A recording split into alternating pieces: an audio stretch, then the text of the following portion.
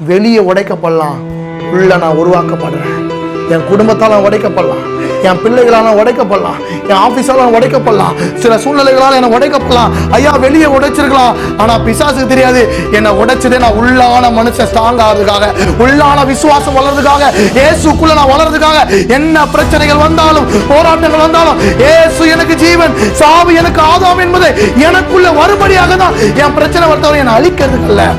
சிலதை உடைச்சா உள்ளது ஒரு பொக்கிஷம் வரும். என்னை உடைக்கும் போது இயேசு தான் வெளியே வருவார். இயேசுடைய சுபாவம் தான் எனக்குள்ள வருவார். அவரை நல்லா புரிஞ்சுக்கணும். நீ உடைக்கப்படுது, நீ உருவாங்க போல் மூலியமா எப்பொழுதும் சந்தோஷமா இருக்கும். ஜெயிலில் உட்காந்து சொல்றாங்க, ஜெயிலில் எங்க எப்படிங்க சந்தோஷமா இருக்க முடியும்? வெளியே உடைக்கப்படலாம், உள்ளம் சந்தோஷமா பாடிக்கொண்டே இருக்குது.